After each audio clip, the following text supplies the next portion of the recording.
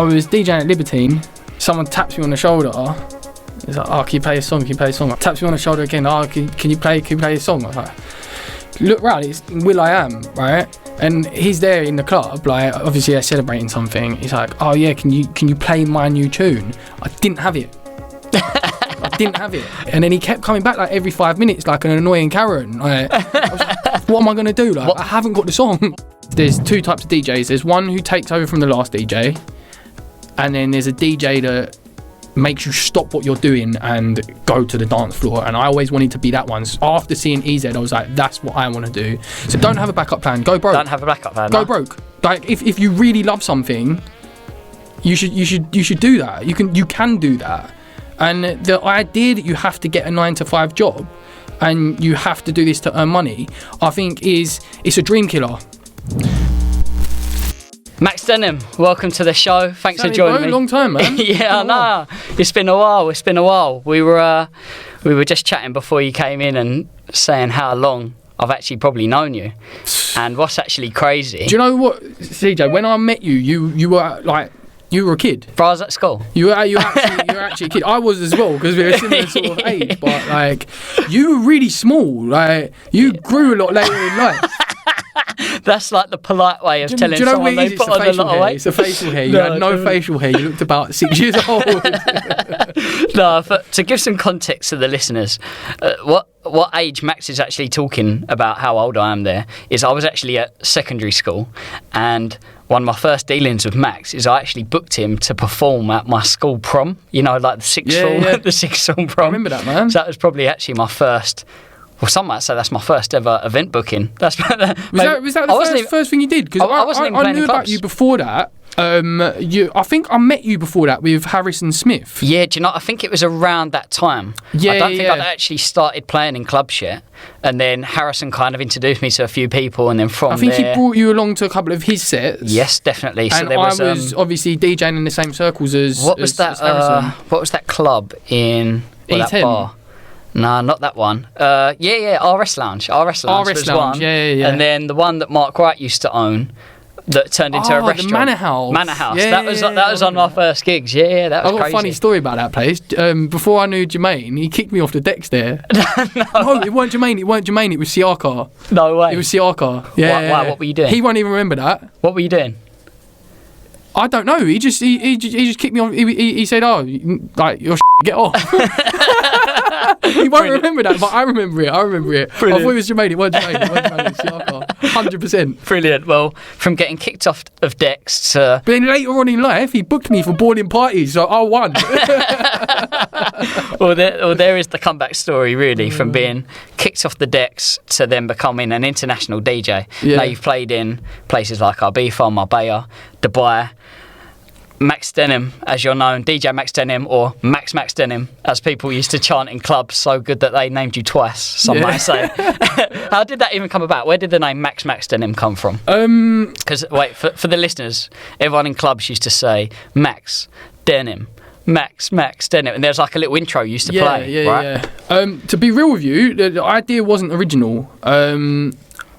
I must have been about 17 and I had like a fake ID, and we went to a club called Funky Mojos, which was in South Woodford, and DJ EZ was there, right? And we went to the bar, we got some drinks, and then the music stopped, and then you heard the DJ EZ, that little jingle, right? And then I was like, the drinks, we're going to see DJ EZ, right? Because that's the reason why we went. We went to see EZ, but just by him doing that, I knew that he'd turned up. So from that moment, I was like, I have to do this as well. Yeah. Like, you have to. Because otherwise, if you just take over from the DJ before, no one knows you turned up. Oh, yeah, 100%. It's interesting. But the idea is not original. The idea came from seeing DJ EZ, and he's someone I've always looked up to. Oh, wicked. Yeah, well, I mean, we actually talked about this in my conversation with Colin Francis as well. Did he say the same thing? He didn't say about EZ, but it was around this whole idea of creating a brand as a DJ. Yeah. But, like, this is what we're trying to explain to people, that becoming a DJ isn't just getting a music collection together and playing into clubs. There's a lot of thought process that goes on behind the scenes into raising awareness of your brand and then growing yourself to that bigger level. And of course, by becoming synonymous with an intro, That's where you kind of got yours from. I've always found there's two types of DJs. There's one who takes over from the last DJ, and then there's a DJ that makes you stop what you're doing and go to the dance floor. And I always wanted to be that one. So after seeing EZ, I was like, that's what I want to do. So the idea is not original, but it really did benefit me. So taking it back even further than that, obviously you've seen DJs play, you look up to EZ. When was that first time that you said, you know what, I want to become a DJ? That's what I want to do. When did you first you pick wouldn't up? believe it. It was actually a drum and bass. It was a drum and bass rave, right? No way. So when I first started DJing, there was a guy called Paul who he was my sister's ex-boyfriend. But my sister was like, it was when we were really young. Like I must have been about 14 years old, and he had blonde hair, blue eyes, looked a bit like me, and then he had decks, and I just got obsessed with DJing. So I used to go around his before I had decks. So did he teach you to play? Or he taught me the fundamentals of DJing, so like how to beat match and stuff like that, and just kind of got me into that style of music. So when I first started DJing, I was buying drum and bass records, and he had the blonde hair, the blue eyes, like, and he had an old passport. So he was like, look, hold that, we're going to go to a drum and bass rave. Right? So then we've gone to Coco in Camden. And it was like an event called Breaking Science. I remember it like it was yesterday. Like we went there. I told my mum that I was staying at a friend's house, and we ended up going to this drum and bass rave, right?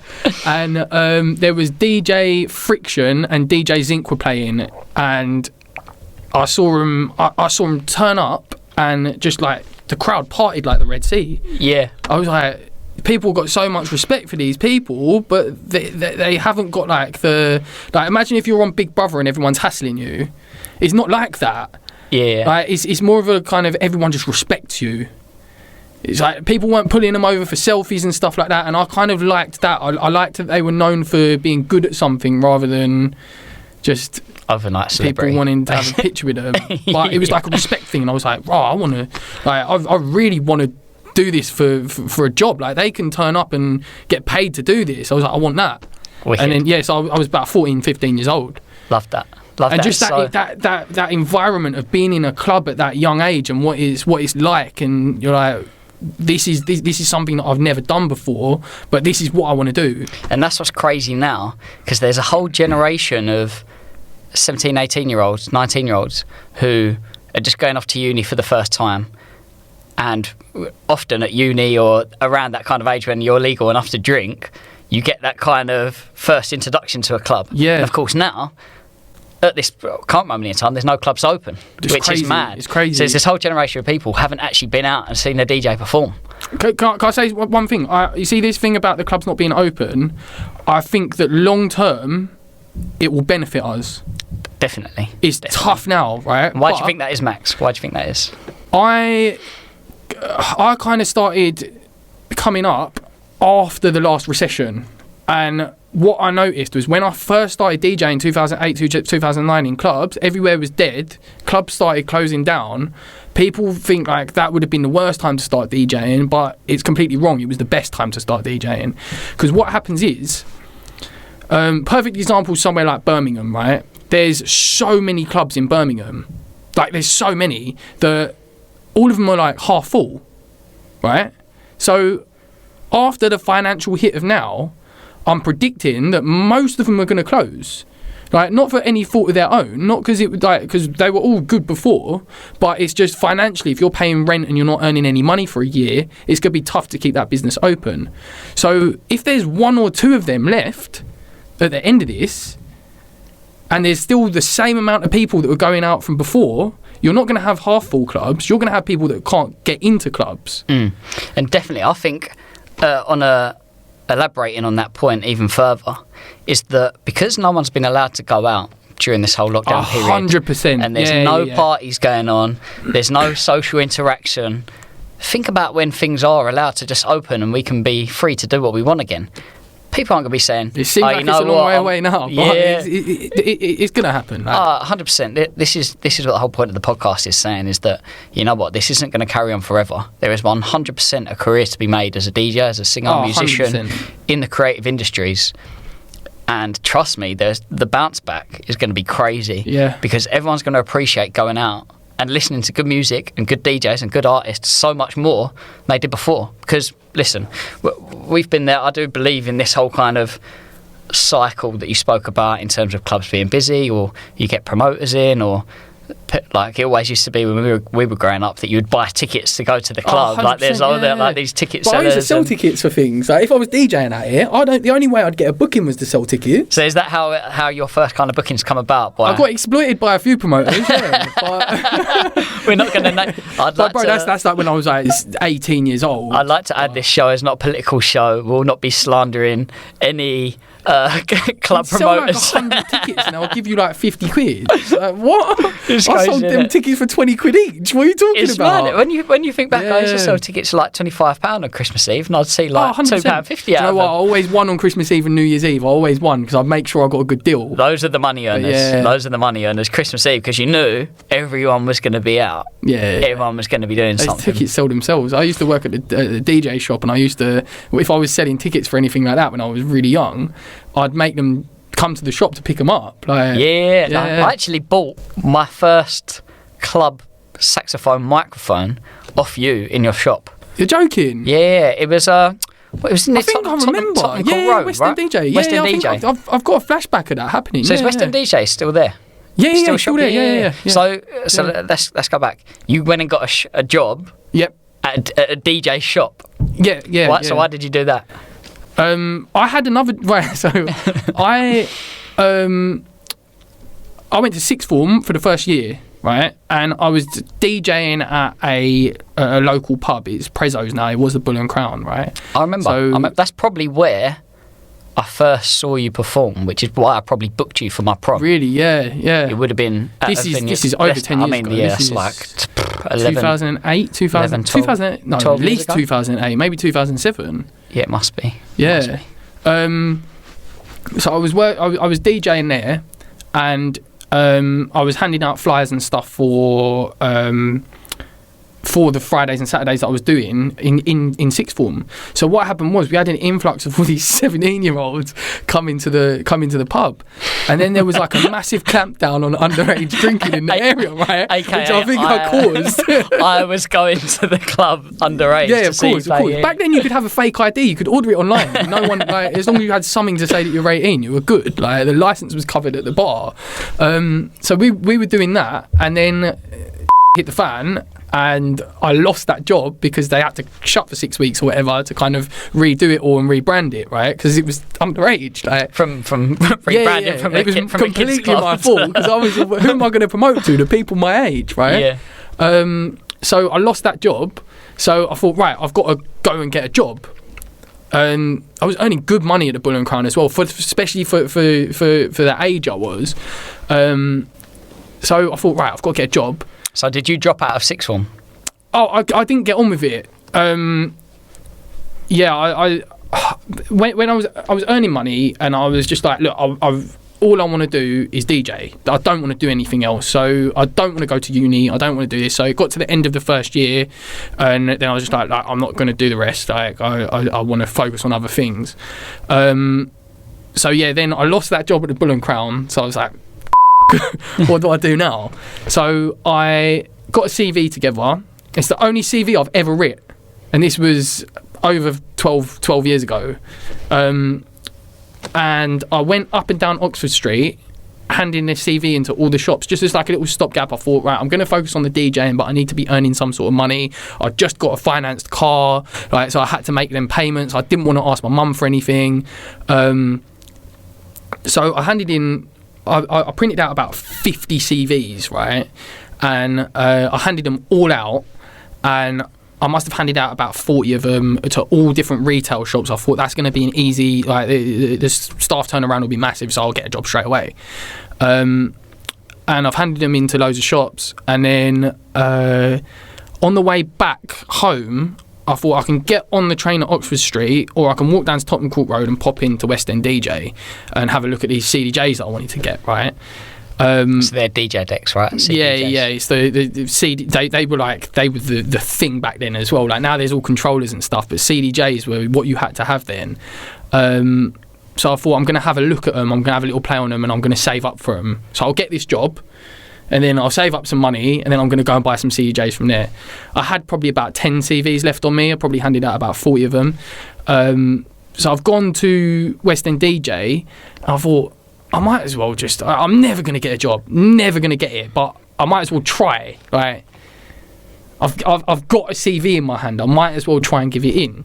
So Richie, who's like, he's the owner's son, he's very close, like I'm close with their whole family now, obviously, but he was in there, and he was I said to him, oh yeah, like, I want a job, and then I was like, oh yeah, I'm going to come back for these CDJs. When I get a job, I'm going to buy them, right? I was handed him in a CV. He was like, I'll have a chat with my dad.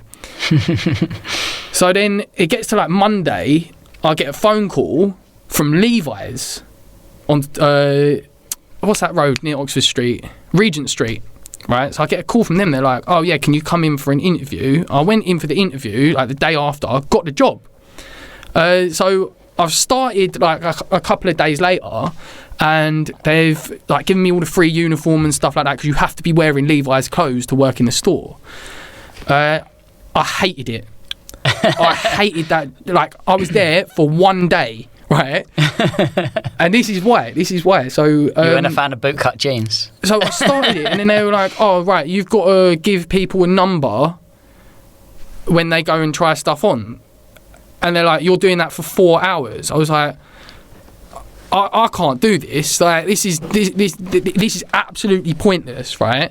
So then it's my lunch break. My phone starts ringing. I'm like, hello, hi, it's Chris at West End DJ. My son's handed me in your CV. He says he's got a bit about you, right? He's like, can you come down? Like, can you come down and meet me? I was like, I'm on my way. I'm on my way. So I went straight down to the shop, and he was like, look, start on Monday. So I went back to Levi's. I said, see you later, I'm off.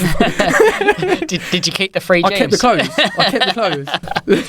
So my first day at West End DJ, I had a brand new pair of Levi's on, like a Brilliant. T-shirt, everything. Like. But yeah. So did you find that working at the shop helped you progress as a DJ, because 100%. You were learning about 100%. equipment and stuff like that? Or when you're in an environment like that, it turns DJing from a hobby or something that you want to kind of progress with into your life. So I have to know about all the equipment. I have to know what every single button does, because if someone asks me, then I think that's the technical side of things that I think that I'm known for definitely comes from working in that shop. I had to know what every button did, because how am I supposed to sell it if I can't demo it? Yeah, I hear. See what I mean? Interesting point. So I think it did help me with that. Also, it helped me meet certain people. Everyone used to come to me for their equipment, and it helped me meet certain people that later on in life ended up putting me kind of into positions that I wouldn't have had the opportunity to have. So I put that all on West End DJ, and being in that place at that time, you know, like being in the right place at the right time, that was West End DJ for me, 100%. Love that. So as you said, you're known for being quite a technical DJ in terms of scratching and mixing. So for the average listener who doesn't understand about what that is, what is your style with DJing, and what does someone mean by saying you're good at scratching? What does that mean? Scratching is just like manipulating a record. Like, I started on vinyl, so I always say a record, but it's a CDJ controller, whatever you're using. I class it as an instrument. A lot of people would disagree, but it is playing an instrument. Because you're manipulating sounds to exactly make them sound how you want. But then a lot of people don't think like that. I don't know. I don't know. So scratching is basically the idea of mixing two records together, but it's creating. You often see it like creating a rhythm or a pattern out of audio, using sounds and audio from one over the top of another. Yeah. To create something else and make the mix even better. Yeah, 100%. Yeah, well, we're going to put a separate video together of Max live in the studio, where he's going to be showing you some of his mixing and scratching techniques and stuff. So, in terms of your genre and style of music, what is it that you love to play the most? Urban music, hip-hop, R&B. I don't really like playing house. I have done in the past, but The reason why is because of my obsession with the art of DJing. I find mixing house boring. Everything's the same tempo. You don't really have to think 3 or 4 songs ahead. You might do if you want to keep the keys the same and stuff like that, but I just like the unpredictability of a hip-hop set. Like, you don't know where it's going, and it keeps you on your toes and it keeps you interested in what's going on. I think that's quite important for me. So yeah, hip-hop and R&B, and just anything urban. So could you tell me what your best ever gig has been, or name a few? Oh, hands down, Ministry of Sound. Ministry of Sound straight in London, away. yeah. Like, I don't even have to think about that. Iconic venue. I wanted to do that from right. So when I was young, like, I always said that I'm gonna play at Ministry of Sound one day. And I ended up playing like housing clubs and stuff like that. I wasn't really happy doing it, but it's what I had to do to get a booking. But I always wanted to play hip hop. And when I started getting known as a hip hop and R&B and urban DJ, when Funky Buddha and stuff was happening, I was thinking that Ministry of Sound thing's never gonna happen now. But it's something I always wanted to do. I started DJing probably 2005. 2017 I played at Ministry of Sound. No way. So like 12 years later, and it was for like Freshers Week, and it was the most like, have you ever had something that you think about a lot, and then one day it just happens and you're like, this is the moment, like, this is what I've been building up towards. But then after that, you've got to think of something else. Yeah, it's this idea of having a bucket list of venues that you want to play. Like Ministry of Sound, that was like I've only done it once, but the first time I did it, it was main room, main time. So that meant so much more to me. So is that what made it good for you? Is the fact that you'd achieved what you'd set out in your mind to achieve, rather than just the gig itself? Was the crowd good? 100%. Was the crowd? The crowd was incredible. It was everything that I wanted it to be, like start to finish.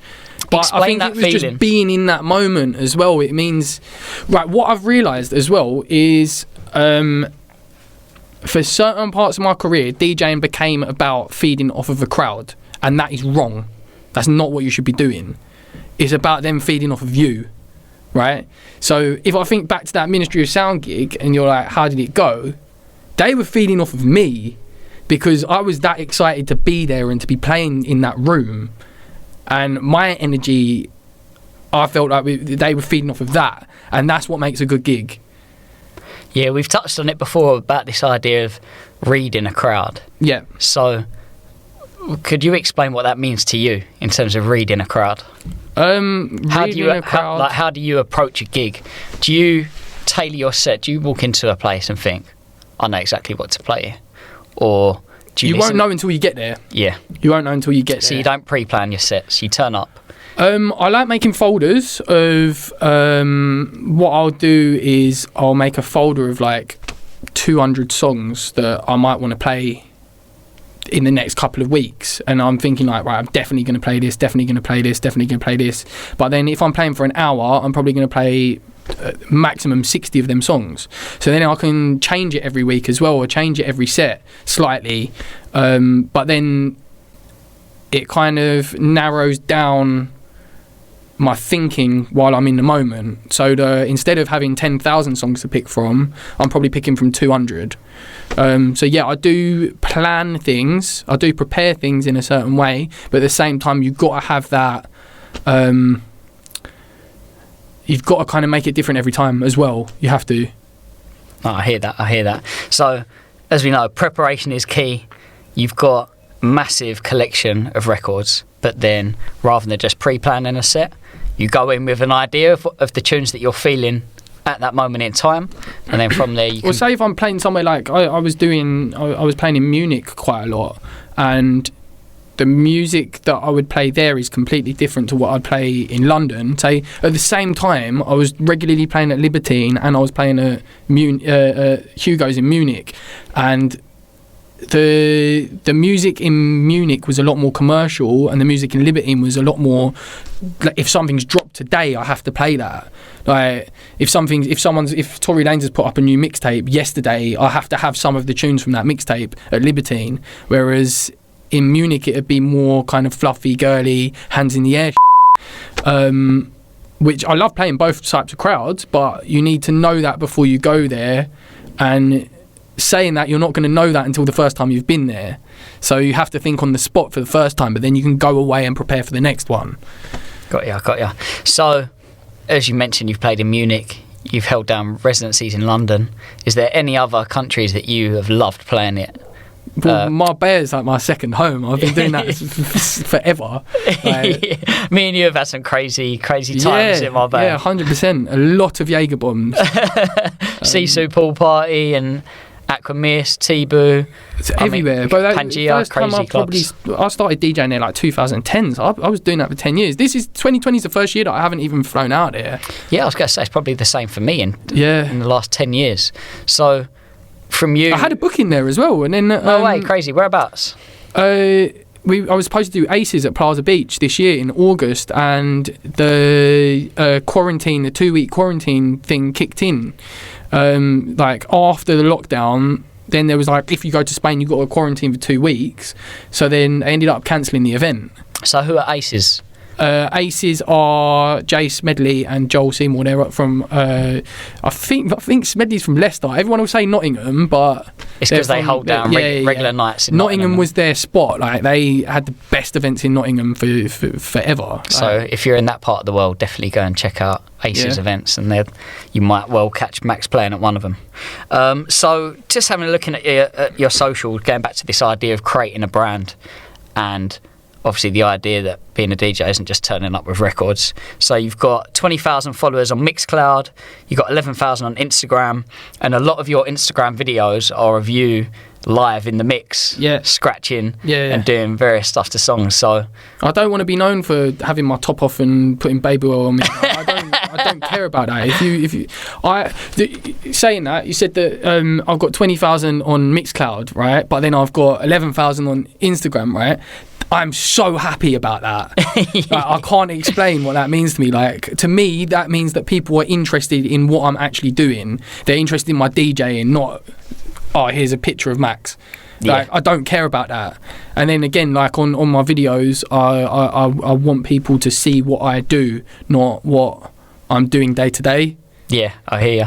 Yeah, the mixing videos are quite something. You'll definitely have to check out his socials. What is your Instagram, Max, and your Mixcloud? Everything's the same. I think that's important, especially for the branding. Like, you have to have, if you've got something as your Twitter, you have to have that as your Instagram, your Mixcloud. So it's just at Max Denham for everything across all the socials. Yeah, that's a great point for any aspiring You don't want it artist to be at Max Denham on Instagram and then some Max Denham 123 on Twitter, because it's not. It needs to be the same. So if your name's taken, just make sure whatever you do, you have it consistently across all platforms. 100%. It's easy for everyone to find you. That's a great piece of advice for any aspiring DJ, and a very important part about branding as well.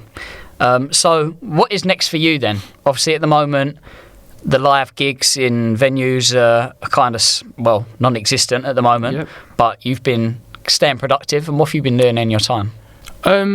Beginning of lockdown, it kind of hit home a bit, and I kind of felt a bit lost. But then later on, I've really got obsessed with music production. Like, I wake up and I'm thinking about music production. It's the same sort of energy I had for DJing all them years ago, and it saved my mental health, like, completely. So it's giving you a total new lease of life. I've got something to do every day, and like, it's just to me that is all I'm doing. Like, I got rid of my PlayStation. I put it in the garage. Like, I was playing PlayStation the first couple of months of lockdown. I was playing FIFA. Delete FIFA if you've got it. It's such a waste of time. Yeah, that's a great point. Like, using your time productively. Oh my god, getting rid of the PlayStation. I've still got it if I want it, but it's in my garage. Like, I'm not touching that. If I want to go and play it, I have to go in my garage, and there's spiders in there. I don't like spiders. And this idea of, listen, you've got to have that clear mind and focus every day to wake up and say, I want to make music today. I'm not going to waste this day. Yes, I might not be able to play in clubs, but you know what? I can make some beats here.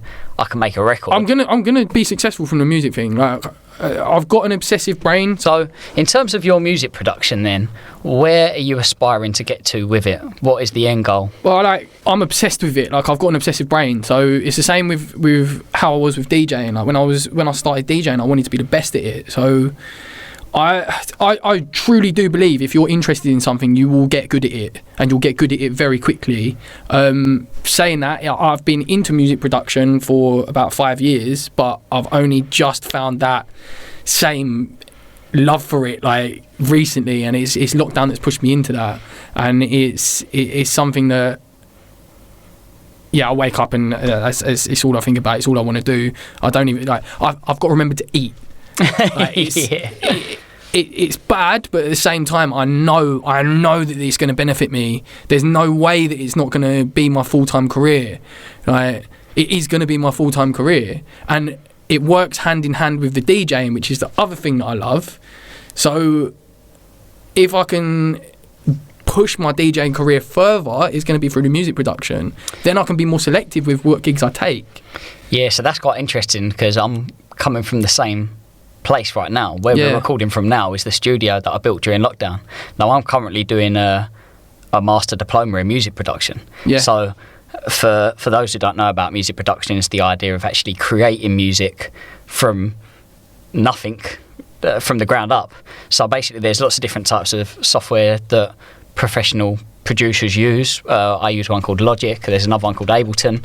And basically you can create a tune pretty much from your laptop these days. And literally, like, these programs are crazy. They have thousands and thousands of built-in sounds, and you can literally buy a MIDI keyboard which attaches to your laptop, and you can almost play in any instrument. You can create a drum beat literally there and then. So is that what you've been doing? Have you been making beats from scratch pretty much? Yeah, 100%. With the idea of giving them to different artists to use, or? I'm still not at the stage where I know what I want to do with them yet. I've started putting little videos up on Instagram and stuff, and it's getting traffic. So it's taken me a long time to get to the level where I think I'm ready to start putting stuff out. But I watch a lot of YouTube and videos, and I watch Timbaland a lot, and he does these little Twitch streams, right? And he said, like, let your music do the talking. So it's one of them things, like, I'll start putting stuff out on Instagram, and then if it's good enough, people will share it. And it's just knowing that will keep you going. Like, when people get excited about stuff as well, it feels nice. Like, yeah, we were talking about this. It feels kind of more special to me now. Like, say I put up a video the other day and people were reacting to it. It felt better than one, like, if I was doing one DJing, because I've already had that 100 times from DJing. So it's like a new feeling. I like it. New experience, people reacting to music that you've actually made yourself. I tell you what, it feels a hell of a lot better than winning a game of FIFA. So don't buy a PS5. No, that's a great point. Listen, end of the day, we've all done it, but you need to remove the distractions from your life sometimes. 100%. And when you do that and you put your full focus and effort and put in the hard work, you will get results. And it don't matter that there's a recession now. It don't matter that there's not live gigs now, because we can all be working on little projects which are going to benefit us in the long run. And you know what? By doing music production yourself now, you are manifesting this idea and that you're going to be successful in it, and that, you know what, everything that you're doing in the music production side of things is actually going to complement your DJing, because you have a greater understanding of music. So you'll find that actually your mixing almost ends up changing at certain points, because you've got such a more in-depth understanding of music and the songs and the song selection, not just picking a record because you like it. And that's what's going to be interesting to see how your career develops in terms of making beats and developing your own sound, because you're going to find that, you know what, eventually there's going to come to this point where you're making such great beats that artists are going to be coming to you specifically and saying, Max, 100%. I need you to make this beat for me. So obviously you specialise in urban music, hip hop, R&B. So is that where you kind of want to take your music, so that I'm just letting the music do its thing? Like, what happens is, bro, it's crazy. Every night about 2 a.m. I have a breakthrough. It's like I'll be making, and I'll be deleting stuff and starting again, and then literally like clockwork, 1:45, 2 a.m. boom. I'm like, oh my god, found it. Yeah. But it's different every time. So I think that when something goes and when something is released eventually with an artist, or even on my own, like I don't know what's going to happen with it, but when something goes and it becomes popular, then it's not for me to decide what I make or what my sound is. I feel like people will decide that for me, and then once something gets popular, I'll carry on doing that. Yeah, I hear you.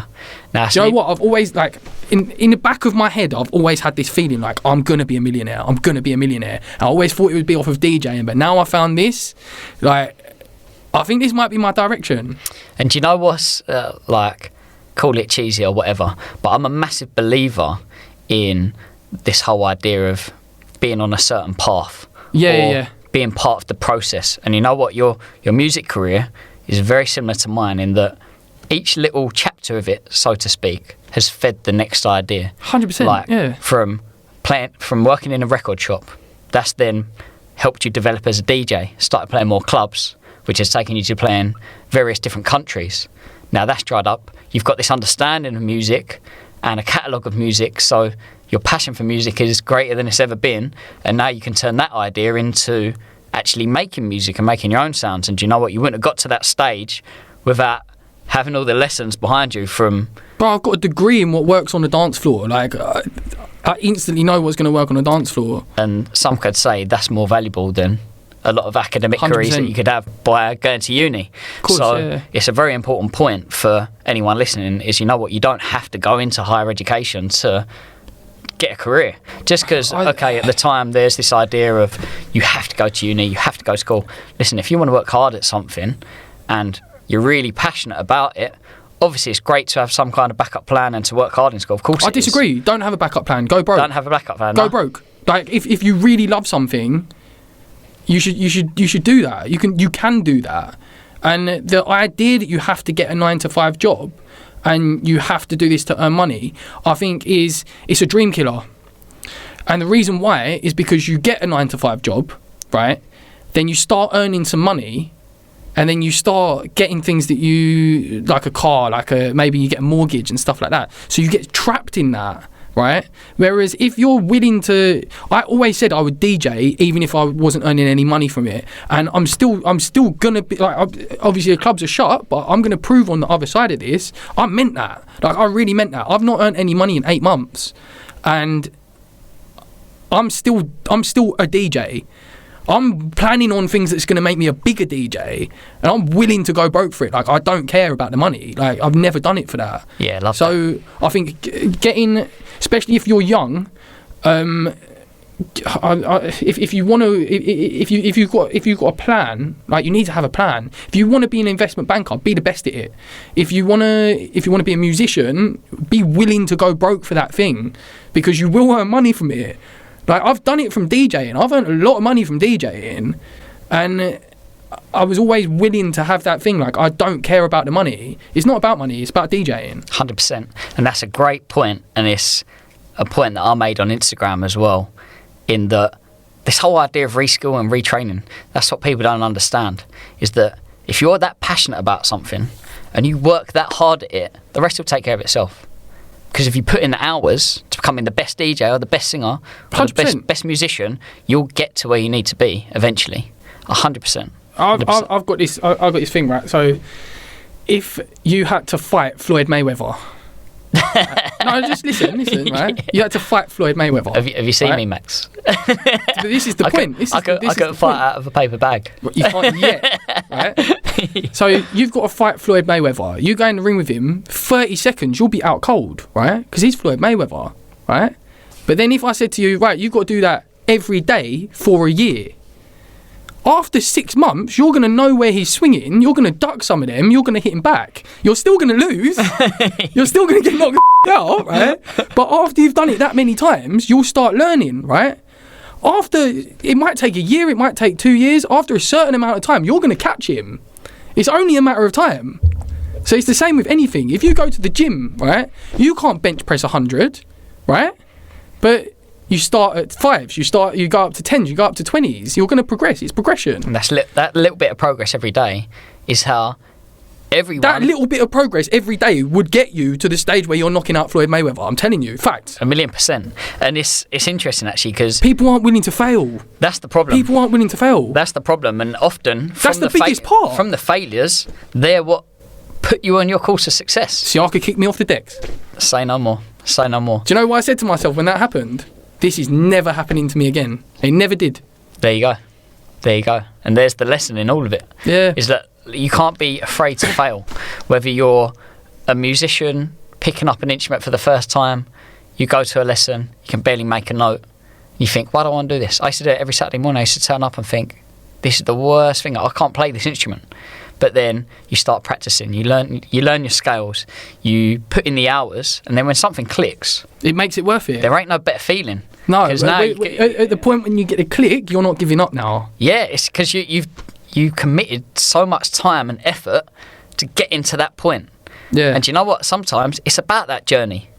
Like 100%. We spoke about this before. Is like once you've reached the top, yeah, that's going to be a nice moment, but you've got to appreciate the journey as well. And listen, there's a lot of musicians out there now who are probably thinking, I'm not going to be able to make a career out of this. There's no gigs. Trust me. Yeah, but that's the thought process is the thing that's going to hold you back. Right, I read a 100%. book. I read a book. There's a rapper from the US called Russ, not the English one. There's a rapper from the US called Russ, and he's got a book, and it's called something like "Get Out of Your Own Way," right?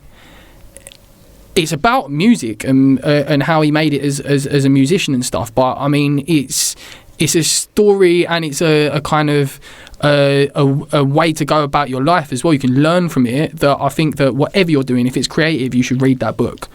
So Max, I know you for having some mad stories. Like you come up with nice baff stuff sometimes. Tell them that story about will.i.am. Right. So I was DJing at Libertine, and someone taps me on the shoulder. He's like, "Oh, can you play a song? Can you play a song?" Like, taps me on the shoulder again. "Oh, can you play a song?" I was like, look round, it's will.i.am, right? And he's there in the club, like obviously they're celebrating something. He's like, "Oh yeah, can you play my new tune?" I didn't have it. I didn't have it. I was like, yeah, I'll play it. And then he kept coming back like every 5 minutes, like an annoying Karen. Like, I was like, what am I gonna do? Like, I haven't got the song. What was the song? It's my birthday. I downloaded it straight away as soon as I got home. Brilliant. But yeah, I didn't have the song. Do you know what's mad? At weddings now, because obviously you need to be able to cater for any song request. I thought I was a bit arrogant. Why is he asking for his own song anyway? Like, maybe he wanted the. It weren't new at the time either. Like, it was, but it weren't to promo the song. The song had been out for 6 months. But you still didn't have it. Didn't have it. No, I don't like the song. I'm not gonna have it on my Serato.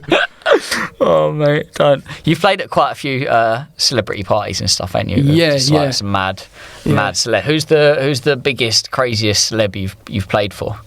We've just been like, wow. When I was doing Funky Buddha, everyone, if they had a concert in London, they'd do their after party there. So we've had Drake, we've had Justin Bieber, J. Cole was one. At the time, he wasn't unknown, but he wasn't J. Cole like he is now. Like, he was supporting Drake back then, and they came to Funky Buddha. Drake left. J. Cole and his crew kind of stayed at the club, right? And he came up to me at the end. He was like, "Oh, you were sick," and I had an actual chat with him, and I'd obviously listened to his mixtape and stuff before that, and I was like, "Yo, Lights Please is my favourite song on the whole thing," and he was like, "That's my favourite song as well." So out of all the ones that he'd done on that mixtape, but he was one person that he was the most. To me, he was so famous then. Like, to a lot of other people, he wouldn't have been, but I really liked his music, and he was just one of them people that it was like, yo, like anything that he does now, I'm going to support, and I would have done anyway. But it's just that kind of level of humbleness and the fact that he had time to actually acknowledge me. Definitely, and do you know what? In the music industry, I think that's so key.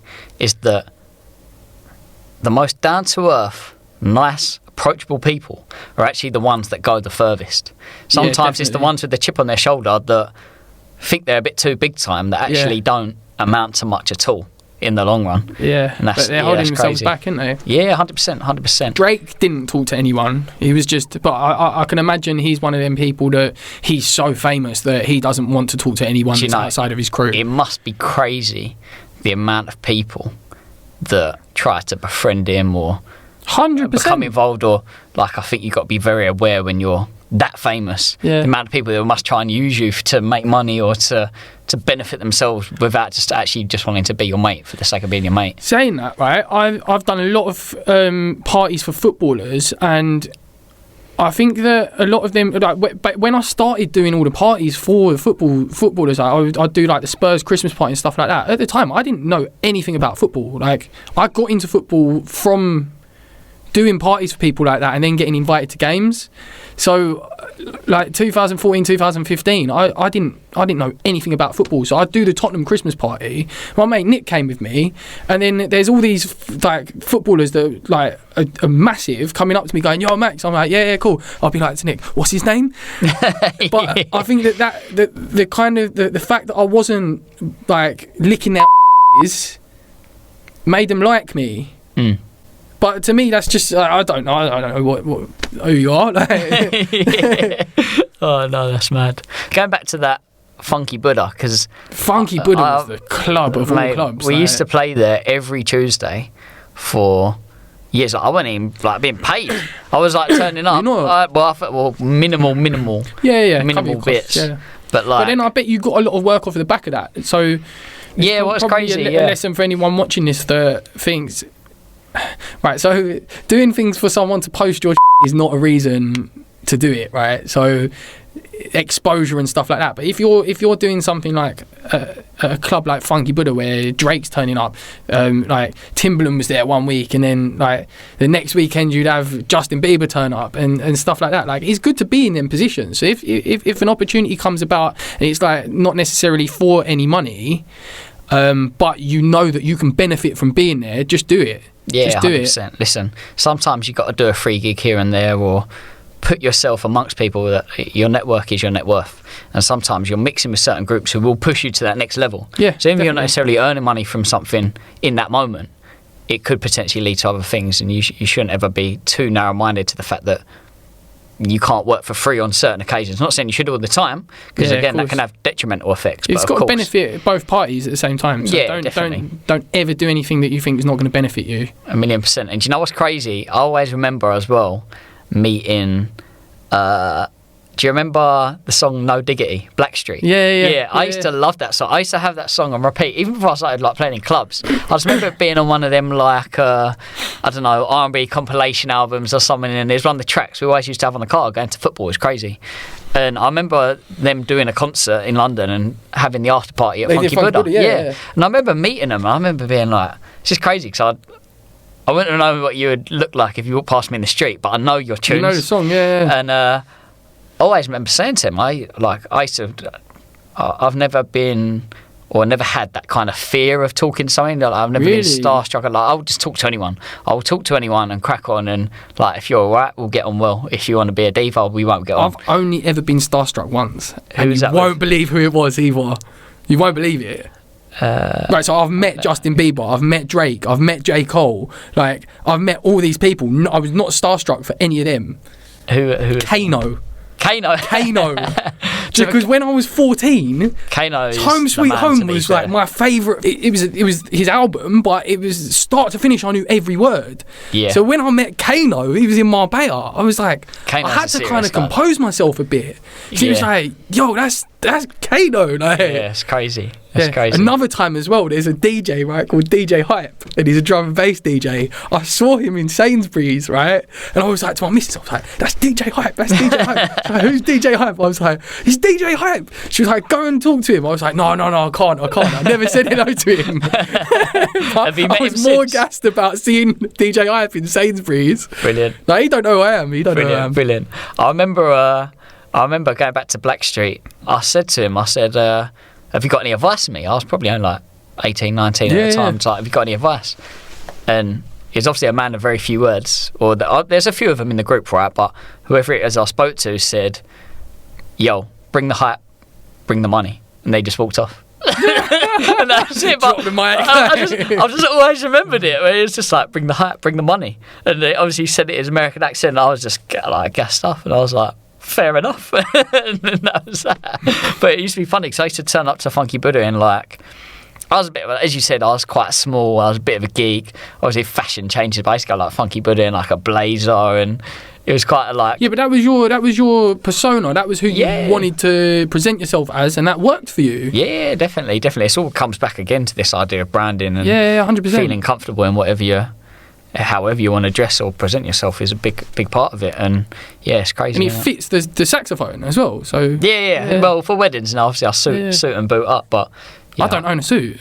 There you go. I don't It's mad because every weekend I'm at weddings. Yeah. I have shirt and tie, just to impress kind of thing, just 'cause it's a wedding. But yeah, obviously in clubs it was different. It's mad because in this area there was a whole like era of people dressing up like that to go to nightclubs. Oh yeah, 195 you used to. Yeah, I remember turning up to people with 195 and they weren't wearing shoes. And they'd be like, they're not coming in. I'd be like, but I'm not wearing shoes. They'd be like, yeah, but you're DJing. I was like, yeah, but they're with me. And you'd have an argument on the door about it. But at the same time, if they're trying to keep the clientele a certain way, then they're completely right. At the time, I wouldn't have understood it. But thinking back now, it is mad how the trends move. And I always thought though, right? So you can be wearing shoes, but you still might be an and have a fight. So it doesn't keep away that like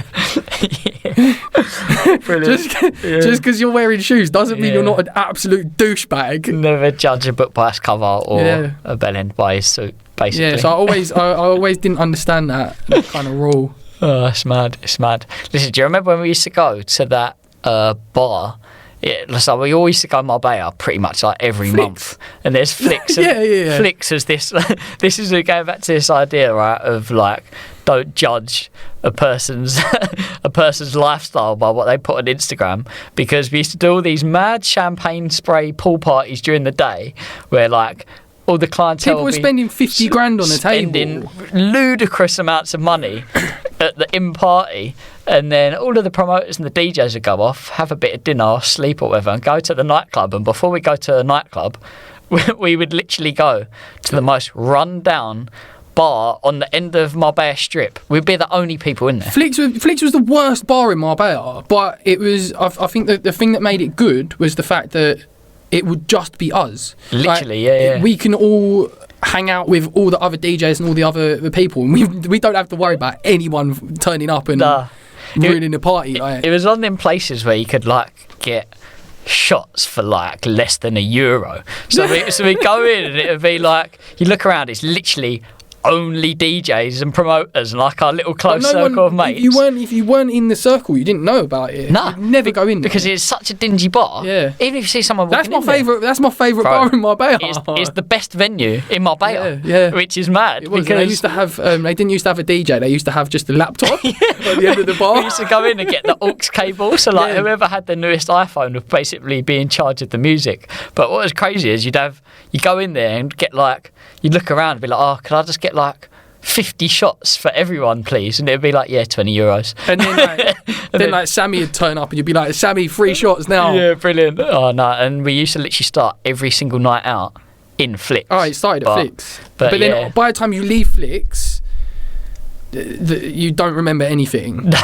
So I've got so many DJ sets that I've played in Marbella that I don't remember. But it's just Flicks. Blame it on Flicks. It's crazy when I look back and I think about the party years in Marbella, because I don't know about you, my hangovers now, I can't drink like I used to drink. I don't really drink no more. Like that's it. No, same. Like literally, I don't know what it is about that period of our life, but we used to go pool party, nightclub, sometimes even like a supper club before the nightclub. 4 days in a row. And we would drink day and night for 4 days. Yeah. It's crazy. It must have taken years off my life. And then you'd have to get up you get back from the club at 6, but your flight's at 10. Too many times. Greenie's one of the only ones who would wait for me, where I'd literally the club would finish at 6. You ever missed a flight? I've only ever missed one flight in my whole... No, I said like, I'm gassing. I've missed 2. The one flight that I've missed because of work and this is what's actually mad, I never miss one in Marbella. Even if Really? I got That surprises me. I know, considering that the clubs would finish at 6, and sometimes we'd have to be in a cab at like 7. To go like get to the airport 2 hours before. I've come very close. As I say, Greenie used to wait for me. I remember one where we stayed in a apartment on the front, you know, them ones literally by Plaza Beach, like on the beach. Yeah. And I come back to the apartment and it was just deserted, and I just see Greenie sat there on the couch like, I waited for you. Like, literally the only one. I used to have a fear of missing flights until it happened, and then I was just like, oh, this ain't that bad actually. Yeah, you just wait for the next side. Do you know what it was? Jermaine used to book all of our flights so last minute. So it'd be like, yo, we're playing in Marbella on Friday. Like, what's going on? It's Wednesday. He'd be like, yeah, I'll send your flights. Phone him up. Bro, it's Thursday. We're playing in Marbella tomorrow. Like, where's the flights, right? And then he'd send it over, and then it'd be like that morning, and you've got to go straight to the pool party, right? But because of that, I used to have this like repetitive dream that I was on the way to an airport and the gates just closed in front of me and stuff like that, right? So I used to have a fear of missing flights. And then the first one I missed was probably 5 years into all this travelling. Like, I didn't ever miss flights. And then I got really drunk.